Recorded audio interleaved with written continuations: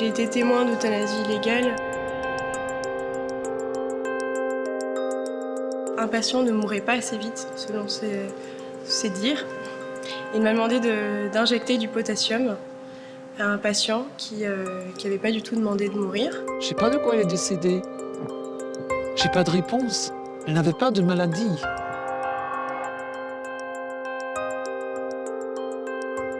We moeten iets aan veranderen, want ja, met dit systeem worden wij allemaal moordenaars volgens de wet.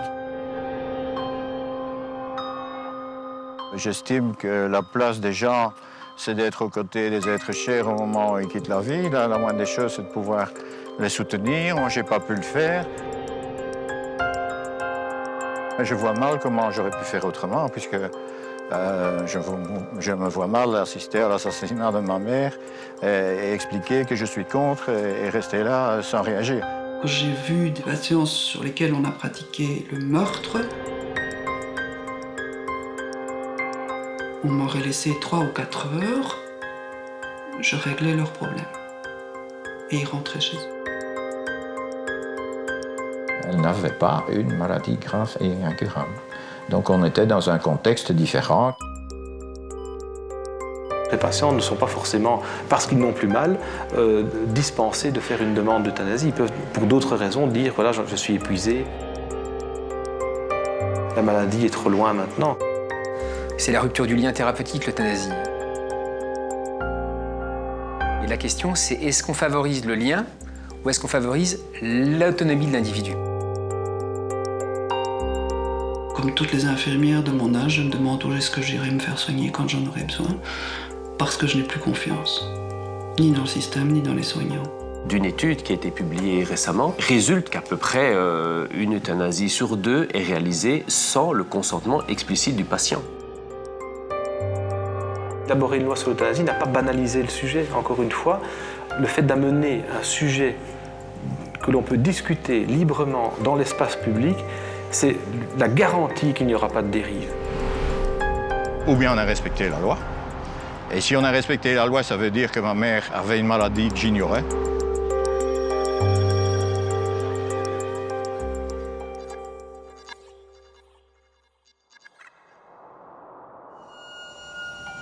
Au commencement, il y eut l'Australie, premier territoire à avoir légalisé l'euthanasie. C'était en juillet 1996 dans les territoires du Nord. Mais 8 mois plus tard, coup d'arrêt, la loi est abrogée par une loi fédérale. Depuis en Australie, l'euthanasie reste illégale. 4 ans plus tard en Europe, toutes les télévisions sont à l'unisson pour révéler un scoop qui a déjà pris l'eau. Aux Pays-Bas, le Sénat a voté aujourd'hui la légalisation de l'euthanasie. C'est une première dans le monde puisqu'aucun autre pays n'avait pris une telle décision auparavant sur cette pratique. Sans surprise, les sénateurs néerlandais ont emboîté le pas des députés. Un scoop sans surprise comprendra qui veut. L'euthanasie débarque sur le vieux continent par le nord. Les Pays-Bas seront vite rejoints par la Belgique puis le Luxembourg, soit un total de 30 millions de personnes concernées sur une population globale en Europe de 500 millions d'habitants. Nos voisins belges ont calqué leur loi sur celle des Pays-Bas et après 10 ans d'euthanasie en Belgique, les députés français s'apprêteraient à dupliquer la loi belge, considérée par beaucoup comme le modèle à suivre. Nous avons donc voulu vérifier par nous-mêmes si sur le terrain, tout se passait comme dans le meilleur des mondes et s'il n'y avait pas de dérive. Après 2 minutes de recherche sur Internet, on tombe déjà sur une première affaire. La piste nous semble intéressante. L'homme que nous suivons est un retraité. Sa mère souhaitait être euthanasiée, mais contre l'avis de son médecin et du directeur de la maison de retraite. Votre situation est assez anachronique, non? Je dirais pas anachronique, je dirais plutôt surréaliste, ce qui est propre à la Belgique, le surréalisme. C'est que donc, le fait que ma maman a été euthanasiée, que je suis quelqu'un qui est totalement pour la loi sur l'euthanasie. Je trouve ça tout à fait bien et je suis athée, donc j'ai aucun problème philosophique avec ça. Qu'est-ce qui s'est passé exactement? Et puis, étant donné qu'elle a été euthanasiée, mais selon moi, en dehors des limites de la loi, qui dit qu'on doit avoir une maladie grave, incurable, et qu'elle n'était absolument pas dans le cas, sauf bien sûr si la vieillesse est une maladie grave et incurable. Eh bien voilà, maintenant je suis obligé de poursuivre un médecin dont je soutiens l'action d'un côté, Et que de l'autre côté, j'ai été obligé de me porter civil, partie civile, même si ce n'est pas moi qui ai déposé plainte, mais j'ai été obligé de me porter partie civile pour avoir accès au dossier et essayer de comprendre le contenu de la loi. Comprendre. Comprendre comment un médecin venu de l'extérieur a-t-il pu euthanasier sa mère alors que la famille s'y opposait. Comment a-t-il pu opérer sans prévenir personne? Un petit service en catimini, un dimanche après-midi.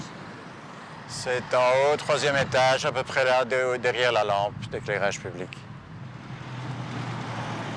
La manière dont ça a été fait à la sauvette, donc un médecin qui fait ça puis qui s'en va en laissant derrière lui une morte sans avertir le personnel soignant qui va avoir la mauvaise surprise de la découvrir dans son lit. C'est une manière de procéder que je n'apprécie pas particulièrement. Cette euthanasie a pris de court toute une famille, à commencer par sa petite fille. Tout le monde ici connaissait pourtant la volonté de cette future arrière-grand-mère d'avoir recours à l'euthanasie. Mais personne n'y croyait. La mère de Marcel ne remplissait pas les conditions de la loi pour être euthanasiée. Elle n'avait pas de maladie grave et n'était pas dans des souffrances insupportables. On l'a vu 2 jours avant, puisqu'on est allé lui souhaiter la bonne année. Et dans son attitude, elle n'a rien laissé présager que c'était la dernière fois qu'elle nous voyait. Elle n'a eu aucun geste tendre ou pour dire au revoir, rien du tout. Et il y a eu une petite lettre d'adieu ou... Rien du tout. Non. Pas un mot, pas un geste, rien du tout. Une famille orpheline, aucun adieu. Les seuls mots de réconfort seront ceux du médecin qui a provoqué la mort de Madame Werner. Il laissera derrière lui sur la table de nuit cette lettre de condoléances. Je lui en voulais parce qu'elle nous avait mis dans une situation... ce qui n'a pas été évident, c'est qu'à un moment donné, on a appelé par la police judiciaire, on a interrogé. Moi, je suis enseignante, je ne suis pas libre comme ça quand je veux. Je dois annoncer à ma directrice que je ne sais pas venir travailler parce que je dois être interrogée par la police judiciaire. Bon, c'est toutes des choses auxquelles elle n'a pas pensé, quoi. On s'est posé la question, est-ce qu'on ne risque pas d'avoir des ennuis, nous? De savoir que oui, on était au courant que c'était dans ses projets et que bon, voilà, on n'a rien fait parce que qu'est-ce qu'on savait faire là contre? Rien. On en a parlé avec elle, sa décision a été prise à partir du moment où le médecin le fait. Bon, ben voilà. Ce fameux médecin qui soulage définitivement les patients sans trop se soucier de ce qui reste, nous sommes allés le rencontrer dans son cabinet à Gand. Il s'appelle Marc Cousins. S'il opère, c'est parce qu'il connaît bien la loi et qu'il l'a déjà interprétée. Dus in de wet rond euthanasie heb je ongeveer dezelfde criteria dan de wetgeving in Nederland. Dus van, je moet een ongeneeslijke ziekte hebben, maar die ongeneeslijke ziekte, daar staat niet in welke. Dus dat is zeer ruim interpreteerbaar. Il ne faut pas que des dérives puissent avoir lieu, parce qu'à ce moment-là, ceux qui en ont vraiment besoin ne pourront plus en profiter de l'euthanasie. Si on interdit... Où on met la limite. Hein. Voilà, où on met la limite. Moi, je ne sais pas trop... C'est pas évident, quoi, ça. Parce que si c'est juste en avoir marre de la vie, ça peut arriver dans un moment où, voilà, on se sépare de son conjoint, on perd son boulot, et quoi, à 35 ans, on en a marre de la vie, et puis bon, on peut prendre sa petite solution, là, et plus être là. Je veux dire, non. À partir du moment où il y a une loi qui dit que c'est dans certaines circonstances, elle n'était pas dans les conditions de la loi. Het voornaamste probleem bij ons in België is eigenlijk de patiënten die in een fase van dementie zijn. Dementie of in een fase van hersenaandoeningen waarbij dat zij hun eigen wil niet meer kunnen uiten. Dat is de belangrijkste problematiek. En die op dit moment door de wet onmogelijk gemaakt wordt om euthanasie toe te passen bij deze mensen. Gaan wij meestal met het team afspreken van wat wij kunnen doen. Als mensen ons dat gevraagd hebben op voorhand, dan gaan wij daar altijd op ingaan. Maar we geven dat niet aan. Dus we zijn eigenlijk een beetje illegaal bezig. Le médecin, il se sent au-dessus des lois et voilà, donc c'était plus de l'étonnement que ça se fasse. J'ai jamais cru que ça se ferait en fait. Au départ, on a des règles de minutie extrêmement précises. C'est une personne qui est au terme de son existence. Il va y avoir la contre-expertise de médecin. Il va falloir qu'elle réitère sa demande. Il faudra qu'il n'y ait pas d'alternative véritable d'un point de vue thérapeutique. Puis on voit ensuite, au bout de quelques années, comment cette position, qui peut être recevable, est une position qu'on transgresse au quotidien. On ne déclare pas véritablement l'euthanasie, qui est souvent un meurtre. On va apporter l'extension pour les grands mélancoliques en psychiatrie. Marcel, lui, est persuadé que sa mère a servi de cobaye à ce médecin. Objectif, faire avancer ses idées et promouvoir une euthanasie beaucoup plus libre. Pour Marcel, sa mère a été victime d'une manipulation. Une des choses que j'avais trouvé choquante, donc j'ai été à une des conférences qui était donnée par le médecin. Et donc, on voit donc ma mère filmer tout ça, et on présente le cas de ma mère comme un cas d'école.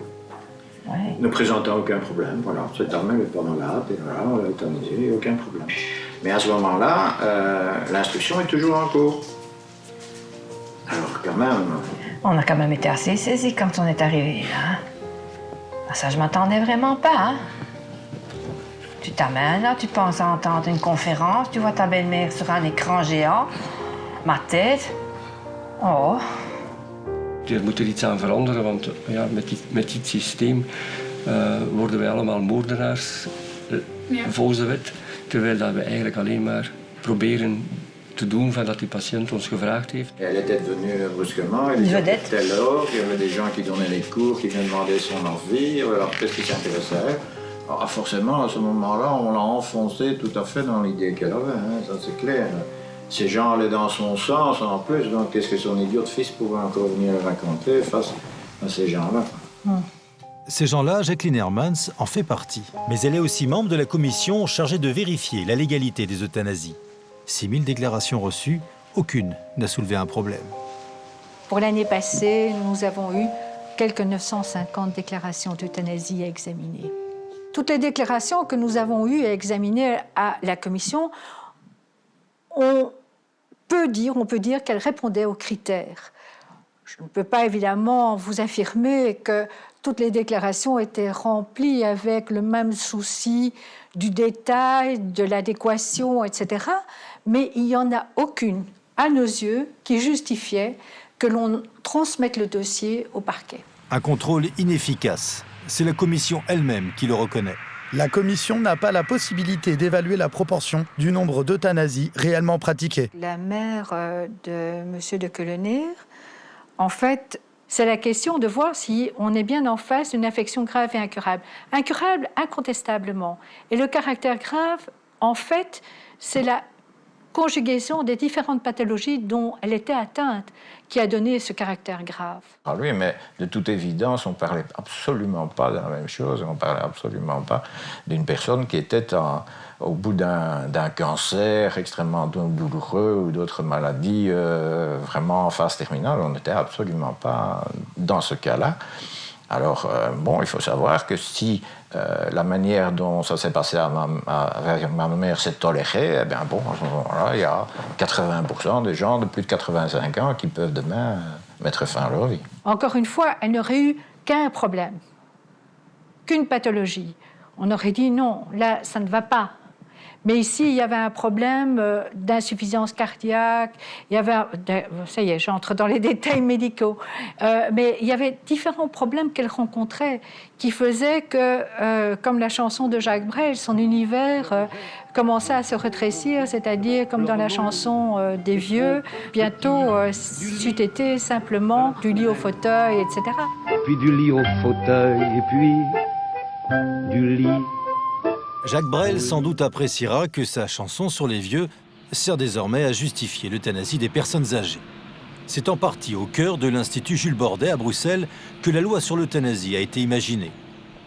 L'un des fervents défenseurs et promoteurs de la loi s'appelle le professeur Lossignol. Il nous explique les conditions requises pour l'euthanasie. En fait, on est face à un patient qui a une affection médicale incurable, qui est conscient, qui est majeur, pour lequel les souffrances sont inapaisables, en tout cas sont anticipées comme étant non contrôlables à terme. La maladie incurable sous-entend qu'il n'y a plus aucun espoir d'améliorer la situation par des traitements efficaces et que le patient fait une demande réitérée, sereine, sans pression extérieure. Ça demande déjà, ne fût-ce que cela, pas mal de temps pour s'assurer que tout est bien au clair. Il est clair qu'on ne pratiquera jamais une euthanasie si le patient ne demande pas. Ça, c'est une évidence. Mais dans la pratique, l'évidence n'est pas pour tout le monde, à commencer par les infirmières. Celles-ci travaillent dans le même service que le professeur Loussignol. Pour elles, la pratique contredit la théorie. Les dérives existent bien. Un anesthésiste m'a demandé d'injecter du potassium à un patient qui n'avait pas du tout demandé de mourir. Et évidemment, j'ai refusé, j'en ai parlé au chef de service, au cadre infirmier, etc. Et tout le monde a refusé de m'écouter parce que dans tous les cas, voilà, ce sont des pratiques qui leur paraissaient anodines et courantes. Cette personne-là n'avait jamais demandé à mourir? Jamais. Et finalement, en fait, c'est quelqu'un qui l'a fait pendant la nuit. La personne ne souffrait pas de manière insupportable, ni de douleur physique, ni de douleur morale. Elle avait juste besoin, en fait, qu'on l'accompagne jusqu'à la fin de sa vie. Donc, un transfert en soins palliatifs aurait été une bonne idée. Mais je ne sais pas ce qui s'est passé et les médecins n'ont pas décidé autrement. Et sans concertation avec l'équipe médicale qui aurait pu donner aussi son avis, ils ont décidé effectivement d'abréger la vie de cette personne. On ne fait jamais une euthanasie dans l'urgence. Il y a toujours beaucoup de réflexion, on dit attention, on peut avoir des moments de doute, on peut avoir des moments de déception, et il faut toujours pondérer tout cela. On ne fait jamais rien dans la précipitation. On aurait pu, la démarche habituelle, c'est de ne jamais euthanasier quelqu'un en urgence, comme on l'avait fait à ce moment-là. Normalement, il faut soulager d'abord la personne, l'apaiser, et après discuter et demander à la personne de répéter plusieurs fois effectivement sa demande d'euthanasie. On ne recule jamais devant les traitements jusqu'au moment où on se rend compte qu'on ne peut plus rien faire. Mais je prends l'exemple classique, un patient qui a des douleurs chroniques mal contrôlées depuis des semaines, qui vient me voir en disant « j'en peux plus, je veux mourir ». Je dis « écoutez, on va d'abord contrôler vos douleurs et puis on en rediscute. Et puis on cherche le meilleur traitement antidouleur, le patient va mieux.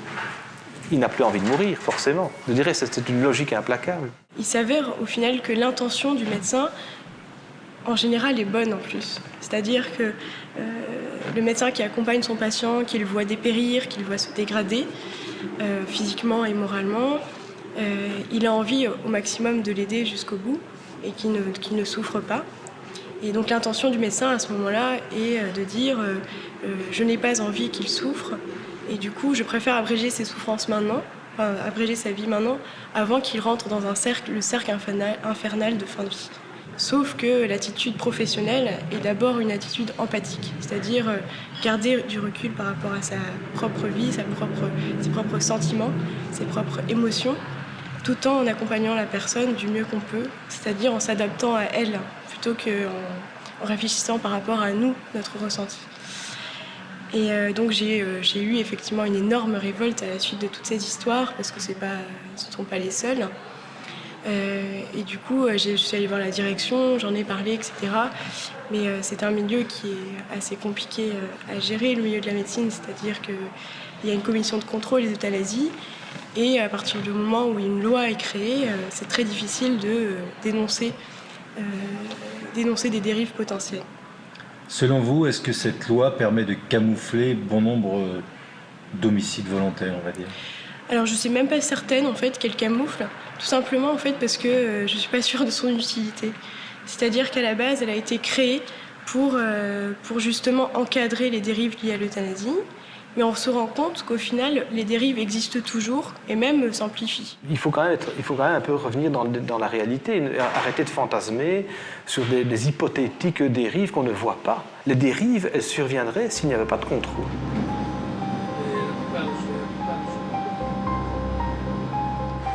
Il est pratiquement impossible de contrôler la pratique de l'euthanasie.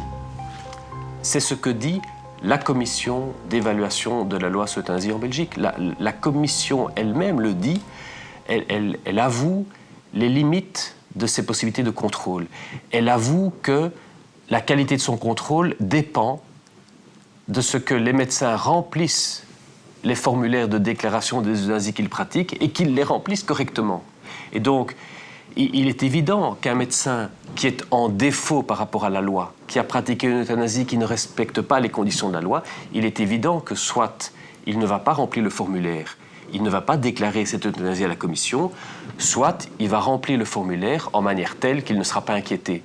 Alors ce qui me fait peur dans cette loi, c'est que de plus en plus, on pratique des euthanasies sans le consentement du patient, voire contre le consentement du patient.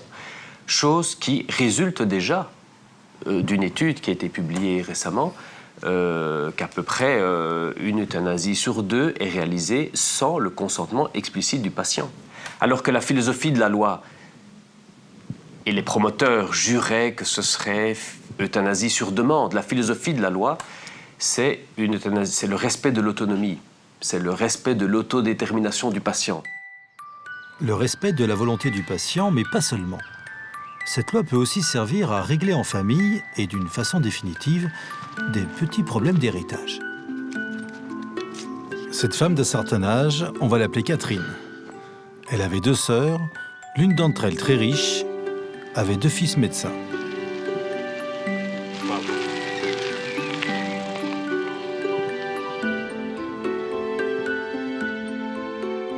Ma sœur avait perdu son mari depuis quelques années et son fils aîné la suspectait de plus en plus. Il venait comme la contrôler à la maison. Elle a rencontré un monsieur dans un magasin qui lui a rendu service et ce monsieur continuait de venir lui rendre des petits services. C'est à ce moment-là que les enfants ont certainement eu peur de voir les biens de ma sœur se dilapider. Et un jour, elle s'est retrouvée en face de ses enfants qui venaient lui donner à boire quelque chose et qui l'ont forcée à boire. Et elle s'est débattue, mais c'était trop tard. 3 contre 1, une personne déjà âgée, c'était pas possible. Elle ne pouvait pas tenir le coup toute seule. Alors ils ont appelé l'ambulance. La suite est digne d'un mauvais roman policier. Sa sœur, droguée de médicaments, sera internée dans un hôpital psychiatrique. En quelques mois, le fils médecin programme une euthanasie en toute légalité. La veille de l'acte, il place sa mère dans une situation dite de confort.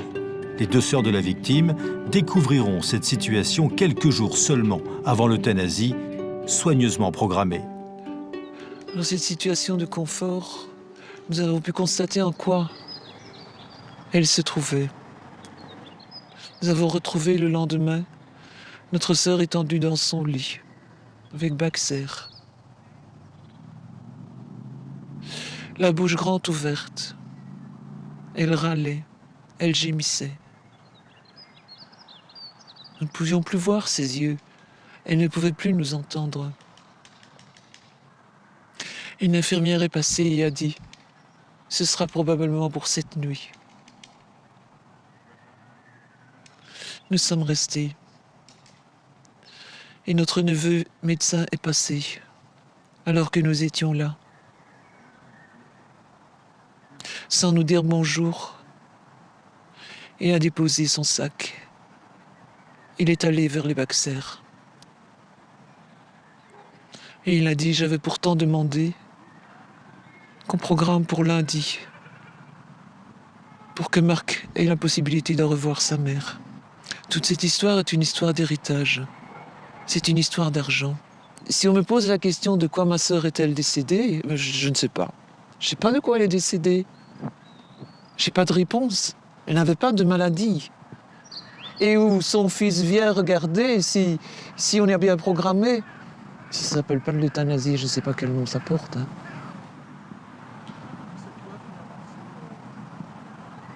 Cette loi, c'est une monstruosité. Purement et simplement.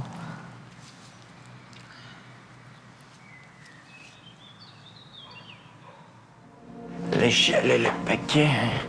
Marcel, lui, accumule les dossiers, les coupures de presse. L'ancien syndicaliste cherche toujours à comprendre. Et je l'endos qui est déjà prête. Le dossier Werner, du nom de ma mère. Et dans cette petite pochette, il y a tout son passé et puis tous les événements après son décès.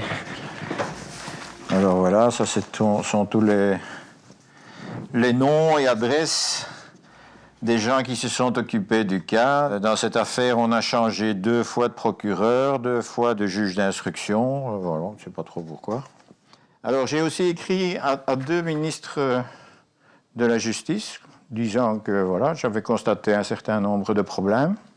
Ni l'un ni l'autre ne m'a répondu et n'a même eu la politesse de m'envoyer un accusé de réception. Donc aujourd'hui, ils peuvent même dire que mes courriers ne sont jamais arrivés. Alors quand j'ai eu contact avec les gens de la commission, au début, je leur ai écrit une lettre en leur disant « Écoutez, monsieur, attention, il y a un médecin qui va faire une euthanasie d'une manière que moi je juge illégale. » On me répond « Soyez assurés que la commission examinera la déclaration d'euthanasie introduite par le médecin et qu'elle prendra sa décision conformément aux dispositions légales prévues par la loi relative à l'euthanasie. Les suites éventuelles seront conformément à cette loi communiquées aux médecins signataires de la déclaration. » Donc pas à moi. Par conséquent, c'est me dire gentiment à ce moment-là, occupez-vous de vos affaires, nous on s'occupera des nôtres. Et voici la seule et unique photo récente de ma mère, où on peut quand même voir que son état de santé, parce que je crois que ça se voit, elle n'avait quand même pas l'air d'être une personne totalement en fin de vie. Ça me titille, ce sont des choses que je n'aime pas et dont je sais très bien que toutes mes interventions ne serviront à rien. Hein. La machine est lancée, ça va continuer comme ça, mais voilà, je peux pas me taire là-dessus, c'est tout. On n'achève pas les malades comme s'ils avaient perdu toute humanité. Il y a des droits qui sont des droits fondamentaux, et encore une fois, n'agitons pas les grelots de la religion ou de valeurs transcendantes. Au quotidien, quand vous êtes malade et que vous êtes déjà vulnérable dans la maladie, vous attendez d'autres réponses que le côté expéditif dit « voilà, la seule solution, c'est de vous euthanasier ». En France, à la veille du débat sur la légalisation de l'euthanasie, un médecin, chef de service dans un hôpital public, a voulu profiter de l'expérience de 10 ans de pratique de l'euthanasie en Belgique pour questionner ses confrères belges. L'idée a été d'interroger nos collègues professionnels de santé, médecins, infirmières, impliqués en Belgique dans les soins palliatifs, et de leur demander un petit peu comment ils vivaient ces 10 ans de légalisation de l'injection létale en Belgique, et comment ça se passait, comment on pouvait faire de l'accompagnement de fin de vie, tout en ayant cette autre alternative qui consiste à provoquer artificiellement la mort d'un patient par une injection provoquant la mort. Une vingtaine de questions en tout. Toutes les réponses ont été consignées par écrit. Une quarantaine de médecins belges s'est prêté à l'exercice. Des mineurs ont-ils pu faire l'objet d'injections létales? Je ne sais pas, mais pourquoi pas? Ces situations peuvent arriver. Il y a un débat à avoir, comme sur d'autres questions. Savez-vous si beaucoup de médecins opposent leur clause de conscience? Certains oui. C'est compliqué sur le plan émotionnel. Moi, je ne le fais pas souvent, mais lorsque je le fais, après, je ne suis pas bien. Avez-vous été surpris des réponses? Oui. Oui, honnêtement, j'ai été surpris parce que la tonalité de ces réponses, en gros, c'est de dire finalement, on n'est pas satisfait, nous, professionnels de santé impliqués dans les soins palliatifs, de cette légalisation de l'injection létale, parce que quand on en est à se dire je vais faire un acte que je n'approuve pas, mais parce que si c'est pas moi qui le fais, il sera fait par d'autres dans de moins bonnes conditions, j'ai pas envie, moi, de me retrouver dans cette situation-là demain dans mon exercice professionnel en France, à me dire je vais faire des injections létales parce que moi je sais à peu près faire ça, alors que si c'est fait par un autre collègue qui n'y connaît rien, ce sera mal fait. Après 10 ans d'euthanasie en Belgique, la question de la formation et de la compétence du corps médical semble être au cœur des débats entre professionnels de santé. Cette infirmière totalise 30 années de pratique et de formation des élèves infirmières. Elle a vu évoluer la qualité des soins. Son témoignage accable.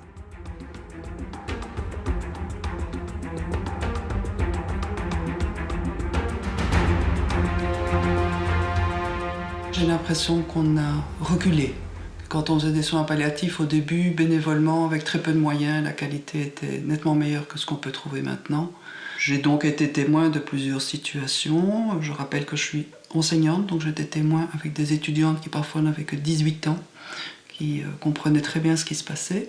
Il y en a qui arrivent à peine à parler de ce qu'ils ont vu, de ce qu'ils ont été obligés de faire, parfois, ou de participer. Donc je mets en mots leur permettre de déposer ce fardeau, de quelque part déculpabiliser, parce qu'eux, ils n'ont pas tué le patient, mais ils se sont retrouvés dans une situation où on n'a pas laissé le choix. La grande surprise, ça a été la confirmation de ce que dit un papier extrêmement important sur les pratiques, notamment en Flandre, c'est que relativement souvent, ce sont les infirmières qui pratiquent l'injection létale. Alors que c'est parfaitement illégal en Belgique, hein, ça doit être un médecin qui fait l'acte. Mais souvent, c'est les acharnements thérapeutiques, c'est le fait qu'un patient a demandé à ne pas être réanimé dans l'état où il est déjà, mais on va quand même le réanimer. Ce sont les personnes âgées qui sont en maison de repos et de soins, donc en institution, qui ont demandé qu'on ne les renvoie plus à l'hôpital, mais on le fera quand même. Donc c'est souvent passer au-dessus de la vie du patient, c'est l'ignorer. C'est le fait aussi souvent pour l'infirmière de se retrouver seule en première ligne et de ne pas se sentir outillée pour assumer les responsabilités quand quelque chose se passe. Et j'ai l'impression comme ça, flagrante, que la violence de l'acte d'euthanasie ou de la pensée d'euthanasie, c'est une violence qui mutile, et qui mutile aussi les survivants.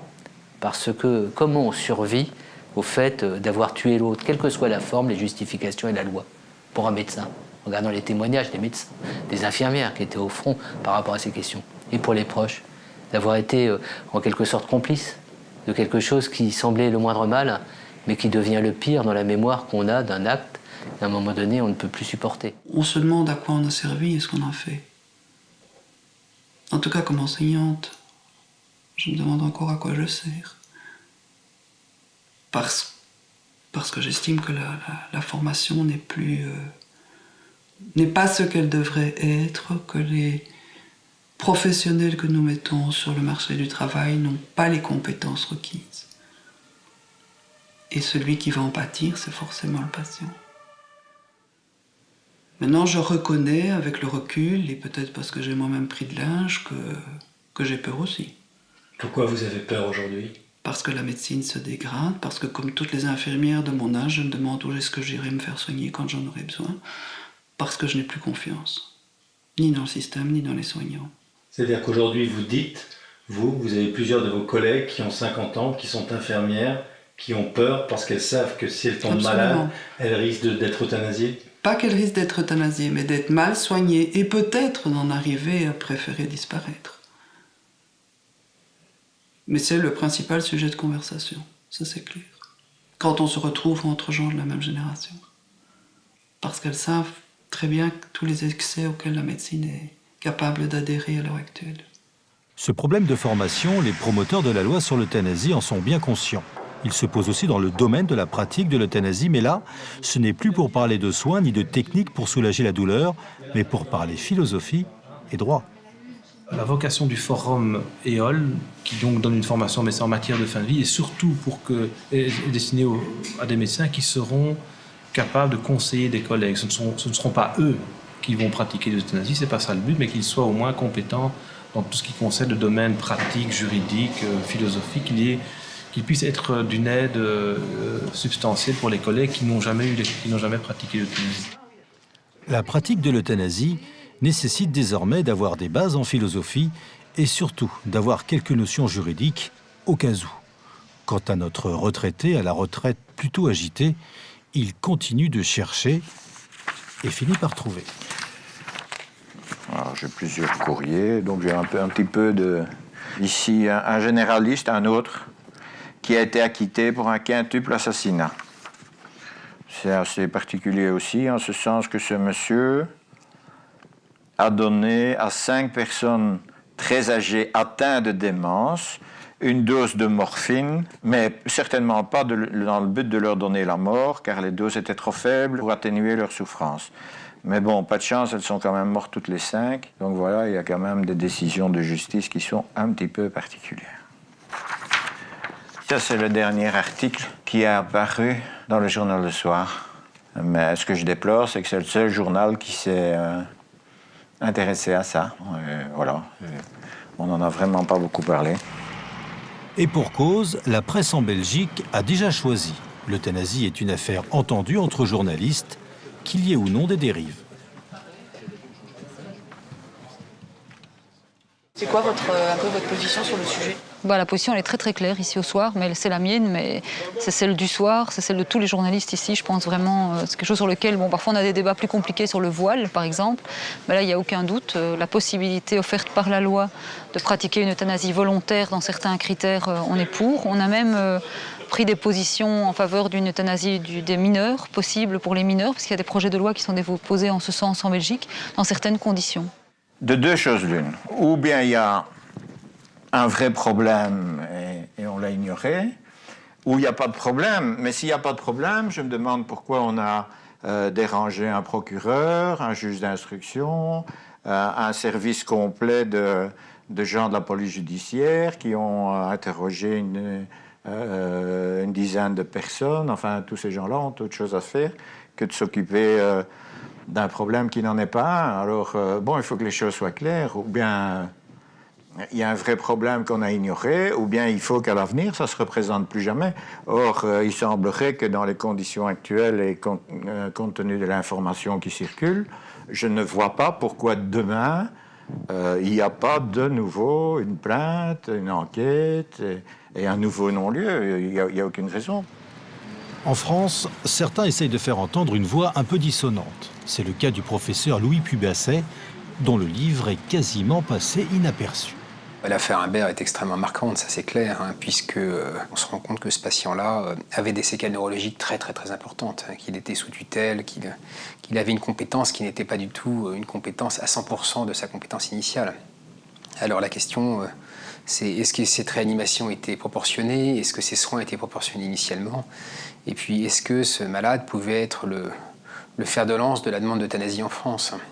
C'est le juste soin, c'est le soin proportionné à leur pronostic. C'est aussi de savoir les accompagner, c'est aussi d'éviter des acharnements thérapeutiques indus, d'une médecine qui un petit peu tourne en rond, s'auto-alimenterait, on va dire, sans que ce soit vraiment utile pour le patient, de savoir baisser les bras au bon moment. C'est la question du moment opportun, en fait, qui est capitale, et là, c'est la question de la proportionnalité.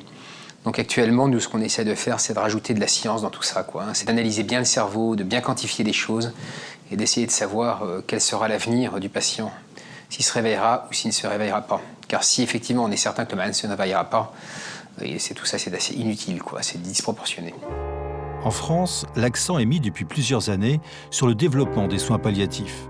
Objectif, accompagner. Il y a un établissement de l'assistance publique où vous avez des professionnels qui ne font pas eux aussi le top 50 des baromètres des meilleurs établissements, qui ont les fracassés de l'existence. Et vous avez une communauté humaine comme on aimerait que la cité soit aujourd'hui. Ils sont dans une présence à l'autre, qui est une présence, quand j'y vais, qui me paraît très énigmatique et quelquefois insoutenable, mais ils ne désertent pas. Ils se disent témoigner à l'autre, quelle que soit sa capacité même de le comprendre, que la vie est toujours présente, que la démocratie est toujours sensible à ce qu'ils sont. Témoigner que la société ne les a pas abandonnés est pour nous l'œuvre essentielle. Et donc, quand je vois ces professionnels avec les proches, qui ne désertent pas, qui reviennent alors que c'est difficile, me dit c'est des lieux emblématiques de la résistance par rapport à nos valeurs. Pour Marcel, il y a pourtant des solutions pour éviter les dérives. Ce que je ne comprends pas non plus, c'est pourquoi est-ce que les médecins doivent rentrer leur déclaration après avoir fait l'acte, avec le risque quand même qu'on leur disait « Non, minute, vous n'êtes pas dans les conditions. Pourquoi pas le faire avant, avoir l'avis de la commission avant? Voilà, je vous soumets un cas, voilà, ce sont les conditions médicales. Est-ce que vous m'autorisez ou pas ?» En faisant ça, la loi pourrait fonctionner très bien. L'aboutissement à cette procédure est quand même le fruit d'une réflexion politique et démocratique. Et on s'est rendu compte que si on établissait une évaluation a priori, donc avant de poser l'acte, pour voir si l'acte était judicieux ou non, on pouvait s'attendre à des blocages systématiques et le patient allait mourir avant d'avoir obtenu la réponse de n'importe quelle commission. C'est ça le problème. Il y a par exemple une chose qui me semble tellement évidente. Lors de la conférence du docteur, ainsi que le jour de son jugement d'ailleurs, est présente comme sa première femme la présidente de la commission. Il est absolument anormal que des personnes qui font partie de la commission de contrôle aillent manifester leur soutien à des gens qu'ils ont à juger. C'est pas normal. Ils peuvent bien avoir toutes les idées qu'ils veulent, ils n'ont pas à les manifester à l'extérieur. Et ces gens, qui sont des gens éminents, ils n'ont pas l'air de comprendre ce genre d'évidence. Près de la moitié des membres de la commission de contrôle appartiennent à une association dont le but est la promotion de la légalisation de l'euthanasie. Des experts jugés partis et des médecins qui, au fil du temps, apparaissent moins ancrés dans leurs certitudes. Quand je discute de ça avec ceux qui ont vraiment les fervents partisans de l'euthanasie, etc., les médecins qui ont participé à la création de la loi, etc., je me rends bien compte en fait que c'est quand même des choses qui leur posent un petit peu problème quand même. C'est-à-dire qu'ils n'ont pas vraiment d'arguments, à part le fait qu'il y a une liberté individuelle et que pour les mineurs anticipés, justement, ils ne sont pas encore adultes, mais parfois certains sont capables de comprendre ce qu'est la vie et la mort, etc. Voilà, enfin, je veux dire, il y a une tonne d'arguments possibles au cas par cas. Mais bon, le cas par cas, pour une loi, c'est quand même assez compliqué. Ils se rendent bien compte qu'il peut y avoir des dérives très importantes. Ils se rendent bien compte aussi quel va être le rôle de la médecine à jouer là-dedans aussi. Parce que autant on peut imaginer comprendre dans une situation de fin de vie avec des personnes incurables qui souffrent énormément, etc., que le médecin participe à la fin de vie de la personne en euthanasiant. Mais en revanche, effectivement, quel est le rôle de la médecine chez une personne âgée qui n'a pas de maladie incurable, enfin une maladie qui va intenter à sa vie, ou l'euthanasie des enfants, quel va être le rôle de la médecine, quoi. Le Sénat examinait ce matin une proposition de loi controversée sur la légalisation de l'euthanasie sous certaines conditions. Euthanasie, c'est un mot que François Hollande ne prononce pas pour le moment. Le président relance pourtant le débat sur la fin de vie. D'abord, je me réjouis que le président Hollande tienne son engagement. Puisque vous savez, c'était le 21e engagement des 60 propositions de François Hollande que de voter une loi qui permettrait peut-être cette ultime liberté. Pour bien comprendre ce qu'il y a derrière cette ultime liberté, nous nous sommes rendus en province dans l'une des nombreuses réunions organisées par l'ADMD, la principale association qui, depuis des années, milite pour la légalisation de l'euthanasie. À la barre, un docteur en lettres. Nous, on demande à ce que le corps médical, le corps soignant, soit autorisé à faire l'acte final de sédation finale qui va permettre à la personne de partir dans la douceur, le sens du mot euthanasie, c'est-à-dire euthanatos, la mort douce. Jamais le mot de euthanasia, que les Grecs et les Latins ont utilisé, n'a signifié ce qu'il signifie aujourd'hui. C'est-à-dire le fait de donner la mort intentionnellement à quelqu'un pour abréger ses souffrances. C'est le sens contemporain qui est très récent dans notre histoire. Au XIXe siècle encore, euthanasie signifiait simplement, en gros, ce que veulent les soins palliatifs aujourd'hui. Cette notion de dignité, c'est une notion qui est très élastique. Vous voyez, vous avez des gens qui disent « Mon Dieu, en fauteuil roulant, c'est pas possible », et puis d'autres, bon, ma foi, ils se font pousser en fauteuil roulant, ça les gêne pas, y compris sur des choses plus intimes. Ce que je dis aussi, c'est qu'aujourd'hui, économiquement, ça fonctionne plus, le soin palliatif. Et les gens qui s'occupent des soins palliatifs avec cet esprit de s'occuper vraiment des personnes, de prendre le temps, etc., elles deviennent dingues. On varie entre fin de vie, suicide assisté. Du moment qu'on dit suicide assisté, c'est le suicide. Et pourquoi on n'a pas le droit de se suicider? Et pourquoi on ne nous aide pas à nous suicider? Enfin, moi, j'ai une amie qui est infirmière. Elle me dit, non, mais tu es bien gentil avec ton histoire, là. Mais enfin, puisque vous êtes sans arrêt en train de critiquer le corps médical, pourquoi vous demandez au corps médical de vous aider à mourir?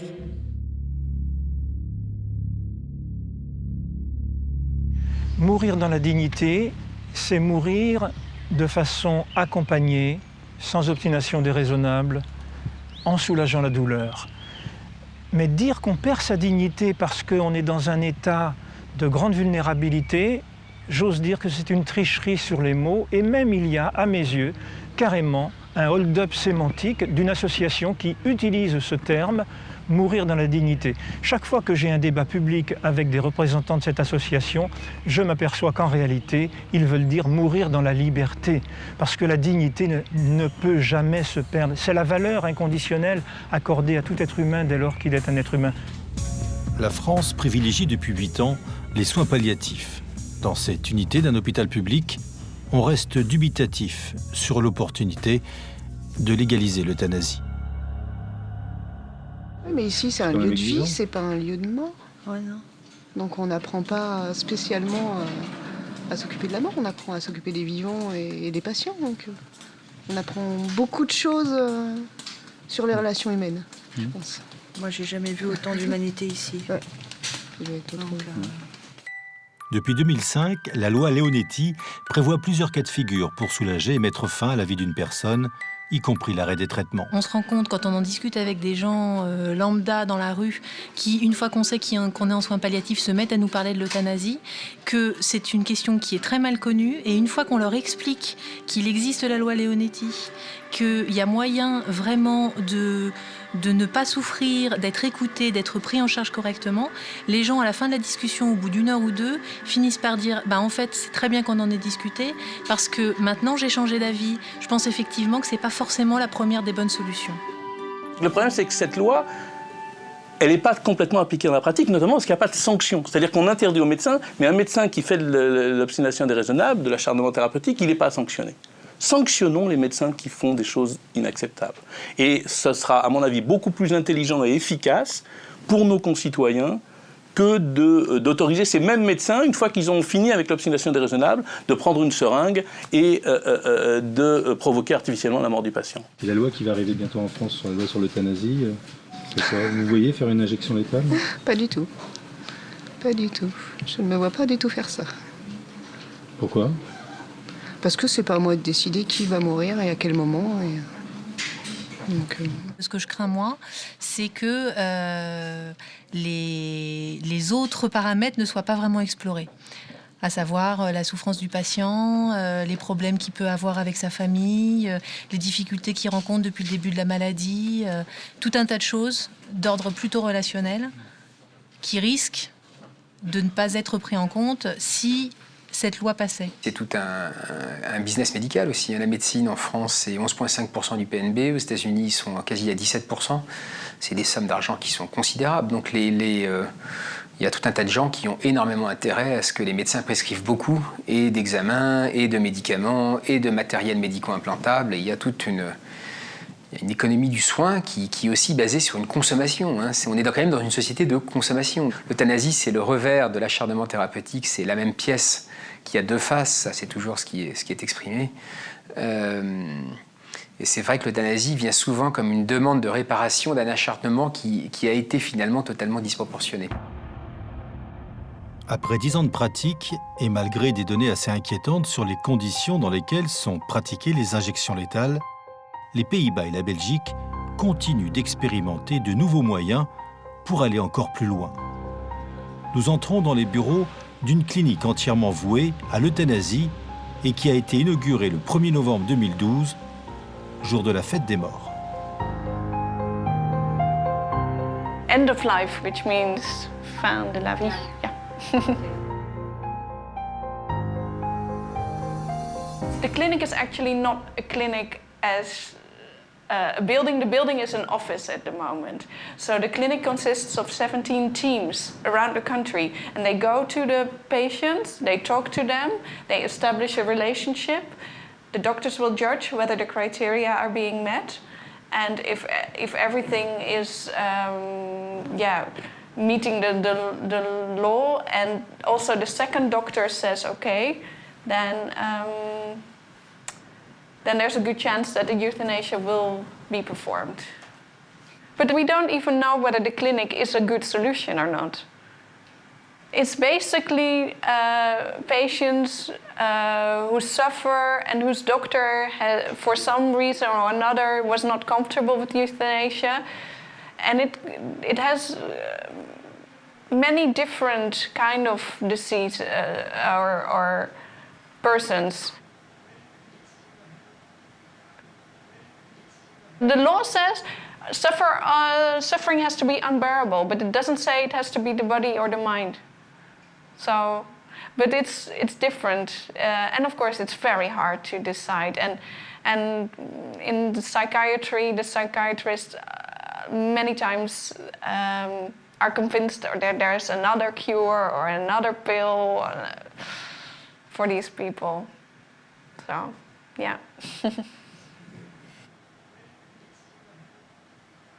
Palliative care is something that the doctor, it's not a request from the patient. It's a medical decision, and it's only being done when the patient has got 2 weeks or less to live. But for euthanasia, there's not this limit. The thing is that it's unbearable, but maybe you can live 5 years longer with this unbearable pain, and you don't want it. That's a big difference. On va faire l'interruption volontaire de vieillesse. Si vous avez plus de 70 ans, vous allez à l'hôpital, on va vous le faire. Arrêtons de marcher sur la tête, quoi. Faisons des actions pour que les personnes âgées qui se trouvent dans la solitude, qui sont mal pris en charge dans tel ou tel établissement avec des pratiques qui ne sont pas acceptables, au lieu de dire c'est pas acceptable, donc on va faire une injection létale, faisons en sorte qu'on prenne soin, au sens vrai du terme, qu'on prenne soin des personnes âgées, qu'on prenne soin des personnes en fin de vie, qu'elles soient âgées ou pas âgées, qu'on développe donc cet accompagnement de fin de vie et que ce soit un geste citoyen, un geste solidaire, que la société considère qu'on ne doit pas abandonner celui qui meurt. En dépénalisant l'euthanasie comme l'ont fait les pays du Benelux, on a ouvert la boîte de Pandore parce qu'on a dit que c'était un geste de soin que le geste qui arrêtait le soin. L'euthanasie n'est pas la seule solution à la fin de vie, et si on est compétent dans son domaine, on peut trouver des alternatives avec le patient que l'on peut négocier avec lui. Alors que des gens veulent mourir, ça ne me gêne pas du tout, mais que la société valorise ça et l'entérine, si vous voulez, comme un choix, je pense que c'est un signal social qui est vraiment de dire nous préférons la valorisation de l'autonomie et de la liberté contre la valorisation du lien. Or, nos sociétés aujourd'hui, ce dont elles manquent, c'est de lien. Après 4 ans d'une procédure dont il connaît déjà le résultat, Marcel nous emmène au tribunal pour savoir si le juge accepte de poursuivre ou non le médecin qui a euthanasié sa mère. Marcel est sans illusion.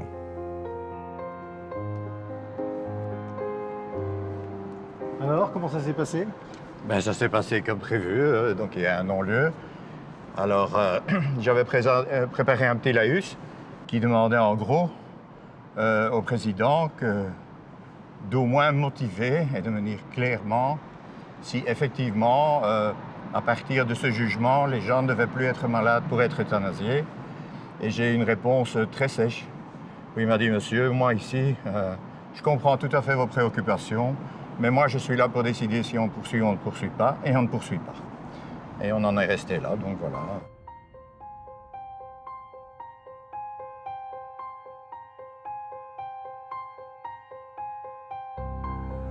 Depuis le début, je suis persuadé qu'il sera très difficile pour un magistrat qui aura 1 ou 2 cas d'euthanasie à évaluer durant toute sa carrière de désavouer une commission composée de 16 spécialistes qui ont traité 2000 cas en 8 ans sans aucun problème connu. Comme au nom du secret médical, la justice n'a pas pu prendre connaissance de l'élément clé qui pouvait éclairer son jugement, c'est-à-dire la déclaration d'euthanasie, il lui devenait très difficile dès lors de prendre position. C'est une mascarade. Et pour arrêter cette mascarade, il faudrait quoi alors? La solution, elle est toute simple. Il faut que la commission de contrôle contrôle et se dise que nous sommes des gens qui avons été désignés pour contrôler le respect de la loi et non pas pour la changer. À partir du moment où cette commission de contrôle fonctionne, les choses vont changer. Mais le vœu du syndicaliste paraît bien compromis actuellement en Belgique. Au Parlement belge, on a déjà franchi un nouveau cap.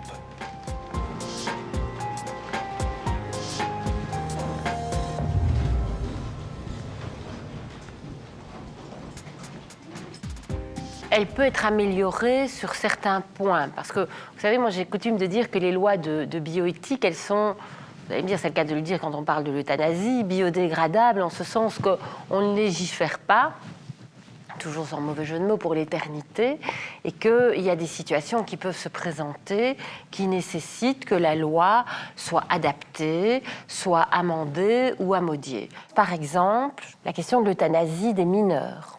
La loi actuelle permet, si on respecte les conditions de procédure, de procéder à l'euthanasie de personnes majeurs ou de ce qu'on appelle les mineurs émancipés, c'est-à-dire des mineurs de 15 ans. Or, il y a un certain nombre de situations où de grands mineurs de 16 ou 17 ans peuvent avoir un regard sur, bien sûr, leur souffrance, avoir leur propre opinion de leur droit de mourir dans la dignité, et pourraient, à mon sens, moyennant toujours des conditions de procédure à discuter et bien sûr l'intervention des parents, mais demander leur euthanasie. On est évidemment dans les risques, c'est cette fameuse notion de la pente glissante. C'est-à-dire que si je mets le petit doigt dans le truc, je vais bientôt y mettre ça, et que c'est naturel. Il y a un philosophe français contemporain que j'aime beaucoup, qui s'appelle Pierre Dac, qui disait « Au-delà des bornes, il n'y a plus de limite ». Voilà, et c'est bien ça le problème. Au-delà des bornes, il n'y a plus de limite. Moi, je dirais ne vous précipitez pas, parce que avant d'en arriver à des décisions pareilles, et je n'estime pas avoir le droit d'obliger quelqu'un à vivre, mais avant d'en arriver à une décision pareille, il faut être sûr que l'on a pris cette personne en charge de manière parfaitement compétente et qu'on ne va pas pratiquer une euthanasie parce qu'on n'est pas capable s'en sortir avec ce patient. Qu'on se croit dans une situation sans issue, sans solution. Alors que si vous interrogez les gens qui sont en soins palliatifs, ils ne reçoivent que des patients dont les autres ne savent plus quoi faire. Moi, des patients que j'ai vus, des patients sur lesquels on a pratiqué le meurtre, on m'aurait laissé 3 ou 4 heures, je réglais leurs problèmes. Et ils rentraient chez eux. Simplement, ils ont été tués par incompétence. Si demain on légalise l'euthanasie, c'est un signal extrêmement fort. Un signal extrêmement fort, comme quoi, d'une manière dérogatoire, sous certaines conditions qui seront bien vite diluées par rapport à la pratique, d'une manière dérogatoire, on autorise de tuer. Et on autorise des médecins à tuer, pour moi ça m'interroge, parce que c'est pas l'ambition. Si demain vous allez dans un cabinet médical où vous êtes soigné par un médecin et puis que vous doutez exactement des raisons qui font qu'il vous soigne ou pas, vous pouvez vous interroger, surtout dans un contexte de restrictions économiques, de choix, d'injustice par rapport à l'accès aux soins. Il faut mettre tous ces éléments bout à bout. Alors il y a des personnes qui, effectivement, auront un environnement très favorable, informé, qui pourront prétendre, justifier, aller plus loin. Puis d'autres auront l'impression que c'est comme une évidence, qu'il faut arrêter là le parcours. Donc vous voyez en quoi ça impacterait des personnes plus vulnérables que d'autres et en quoi ça interroge la question de la démocratie. C'est quand même le dernier recours, l'hôpital. Il faut voir que dans notre société d'aujourd'hui, la dernière frontière, c'est l'hôpital quand même. C'est là où les enjeux sociaux sont très forts, c'est là où se confrontent une sorte de vraie humanité quand même. Là, on sort des faux fuyants, de l'argent, du vernis social. On est quand même confronté à des réalités dures quand même. Et l'hôpital, il est là pour dire que justement le lien l'emporte sur l'individu.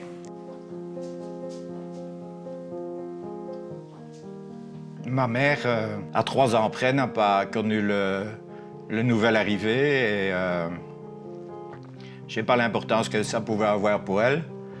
Je sais que l'importance que ça a pour moi et ce que m'apporte le moindre des sourires de cet enfant. Et heureusement, il n'en est pas avare. Ben, elle a raté ça déjà, donc voilà, c'est dommage pour elle.